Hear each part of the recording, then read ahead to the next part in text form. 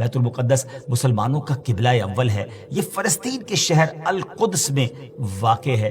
بعض نے اس شہر کو بھی بیت المقدس کہا ہے۔ اس میں کوئی شک نہیں کہ بیت المقدس یہودیوں، عیسائیوں اور مسلمانوں تینوں کے ریلیجن کے لیے مقدس مقام کی حیثیت رکھتا ہے۔ حکیم الامت مفتی احمد یار خان نعیمی رحمۃ اللہ تعالی لکھتے ہیں کہ چونکہ اس زمین میں حضرات انبیاء کے مزارات بہت ہیں، اس لیے اسے قدس کہا جاتا ہے۔ حضرت سیدنا سلیمان علیہ نبینا علیہ الصلوۃ والسلام کا مزار مبارک اور عالم اسلام کی مشہور و معروف مسجد اقصی بھی اسی شہر میں واقع ہے۔ رہی یہ بات کہ اس کا سنگ بنیاد کب رکھا گیا، کعبہ معظمہ کی بنیاد ڈالنے کے 40 سال بعد سیدنا آدم علیہ نبینا علیہ الصلوۃ والسلام یا ان کی اولاد میں سے کسی نے اس کی بنیاد ڈالی۔ پھر اس کی تعمیر حضرت سیدنا سام بن نوح علیہ نبینا علیہ الصلوۃ والسلام نے کی۔ پھر ایک عرصے کے بعد حضرت سیدنا داؤد علیہ نبینا علیہ الصلوۃ والسلام نے بیت المقدس کی بنیاد اسی مقام پر رکھی، جہاں حضرت سیدنا موسیٰ علیہ نبینا علیہ الصلوۃ والسلام کا خیمہ نصب کیا گیا تھا۔ اس عمارت کے پورا ہونے سے قبل حضرت سیدنا داؤد علیہ نبینا علیہ الصلوۃ والسلام کی دنیا سے وفات کا وقت قریب آ گیا، تو اب آپ نے اپنے بیٹے حضرت سیدنا سلیمان علیہ نبینا علیہ الصلوۃ والسلام کو اس کو مکمل کرنے کی وصیت فرمائی۔ حضرت سلیمان علیہ نبینا علیہ الصلوۃ والسلام نے انسانوں سے نہیں بلکہ جنوں کی ایک جماعت سے اس کام کو کروانا شروع کیا۔ 1 سال کا کام باقی تھا، مگر آپ کے انتقال کا وقت قریب آ گیا۔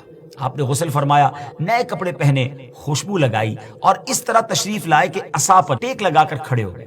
ملک الموت حضرت اسرائیل علیہ الصلوۃ والسلام نے آپ کی روح اسی حالت میں، اسی عالم میں قبض کر لی۔ جب حضرت سلیمان علیہ الصلوۃ والسلام حیات تھے تو جنات کو رات کی رخصت بھی مل جاتی تھی، وہ دن میں کام کرتے تھے، حضرت سلیمان علیہ الصلوۃ والسلام بھی آرام کرنے چلے جاتے تھے، مگر آپ چونکہ اب کھڑے ہی تھے تو اب جنات کو دن رات راؤنڈ دا کلاک کام کرنا پڑ گیا۔ جیسے اس کی تعمیر کا وقت پورا ہونے لگا تو اللہ کی شان دیکھیں کہ آپ کے اس عصا کو، اس لکڑی کو دیمک نے کھایا اور آپ کا جسم زمین پر تشریف لایا۔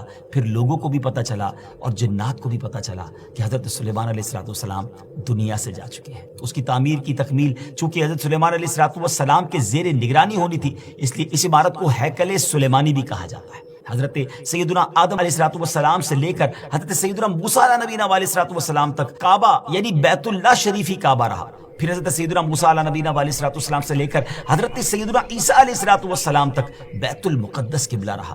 اور ہجرت کے بعد مدینہ منورہ میں بھی مسلمان 16 یا 17 مہینے تک بیت المقدس کی طرف رک کر کے نمازیں پڑھتے رہے۔